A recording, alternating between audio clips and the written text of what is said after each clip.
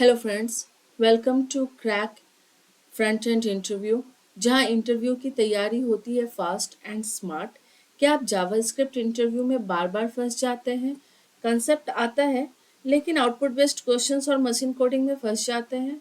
Do not worry, this is day 1 of 30 days JavaScript interview series. The first question is difference between var, let and const. Here the first is var. Let's focus on the var first. var एक functional scope है, function scope है या global scope भी कह सकते हैं इसको, क्योंकि ये ब्लॉक में नहीं होता, ये ग्लोबली डिफाइन कर सकते हैं एंड ग्लोबली यूज कर सकते हैं। रीडिक्लेयर और अपडेट अलाउड है इसमें। फॉर एग्जाम्पल यहाँ पे var x is equals to 10 है, x की वैल्यू इनिशियलाइज हुई है 10 से, बट लाइन नंबर 7 में सेम x की वैल्यू इनिशियलाइज कर दी गई 20 से। If I will check the console dot log x तो value will be 20। Let's see why it is 20, क्योंकि हम वैर को रीडिक्लेयर कर सकते हैं, ये अलाउड है। But in case of this is actually functional scope and this is where। अगर हम लेट की बात करें तो let first thing it is a block scope, और ये अपडेट, इसमें update the initialization part is allowed but the redeclaration is not allowed. यहाँ जैसे वैर होस्ट होता है वैसे लेट भी होस्ट होता है, लेकिन ये होस्ट टेम्परल डेड जोन के अंदर होता है। Now the question is what is temporal dead zone, इसको हम बाद में समझेंगे। First let's see the example, see the output of this. See output is 25, so why is 25। So first question में हमने जब हम डिक्लेयर कर रहे थे तो we should know how JavaScript works. JavaScript line by line work करता है। तो जब हमने यहाँ पे var x is equals to 10 किया था, फिर var x is equals to 20 किया, तो the updated line is var x is equals to 20, so we got here 20। Similarly, let y is equals to 10 here, and I am updated the value of y as 25, तो इसको यहाँ पे 25 मिला। But as I said y को हम redeclare नहीं कर सकते थे। So if I try to write let here and then 25, it will work or it will not? It will not work. See here, syntax error, identify y has already been declared, means redeclaration we can't do, but initialization we can do. Now let's go to the const.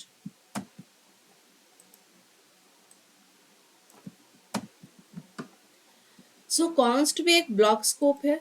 Const का मतलब होता है constant, constant मतलब निश्चित। अब इसकी value निश्चित ही change नहीं होगी, तो ये एक ब्लॉक स्कोप है।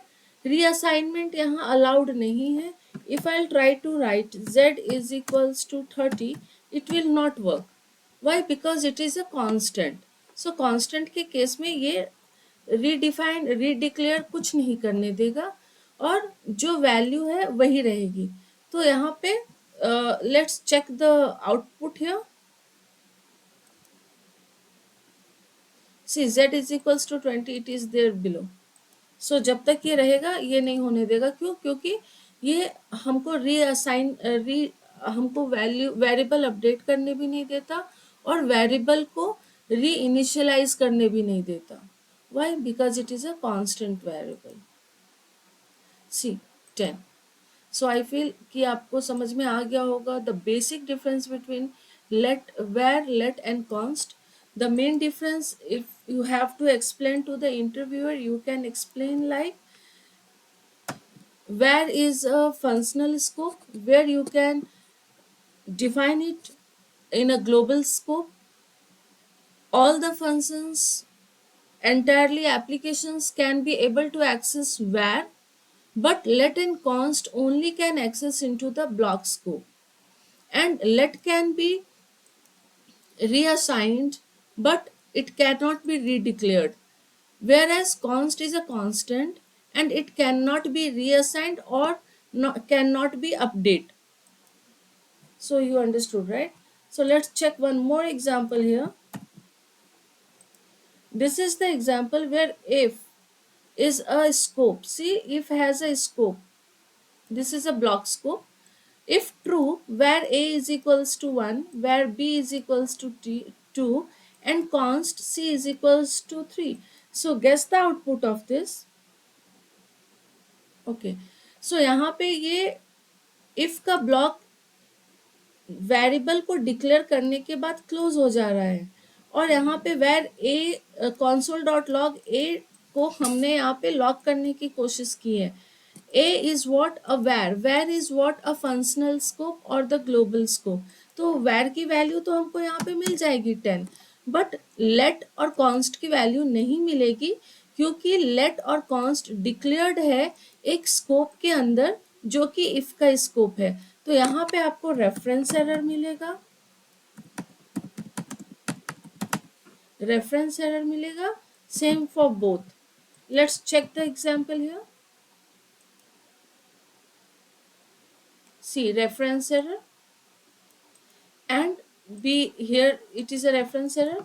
So because it is getting here,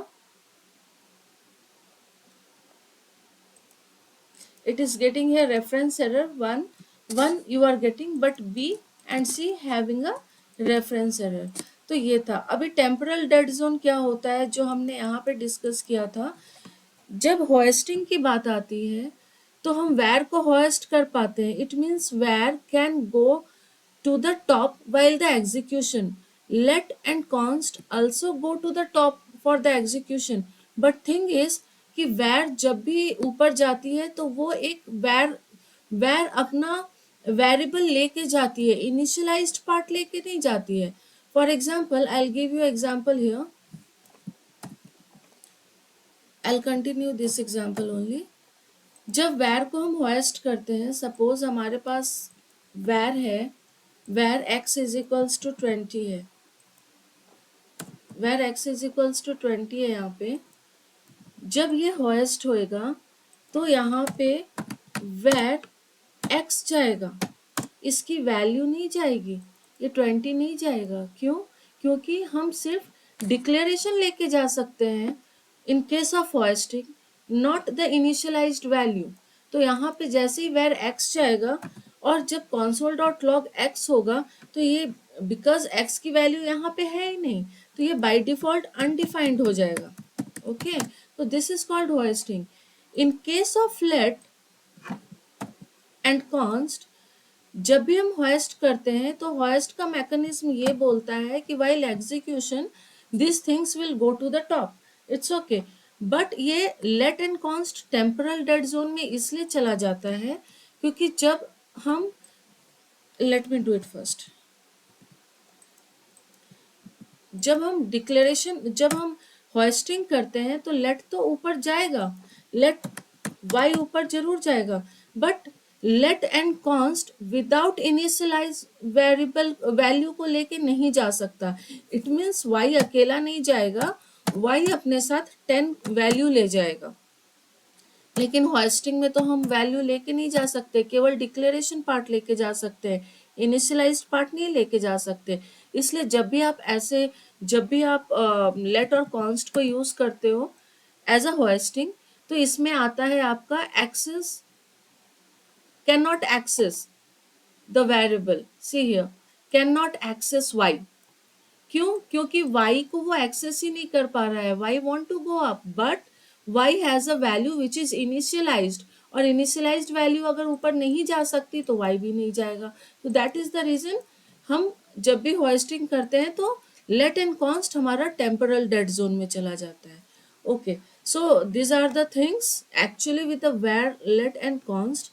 I have one more question for you which you have to answer that question. That is this one. You have to comment the output of this, and why the output you are getting, you also have to explain it. Thank you for watching this series. This is day 1.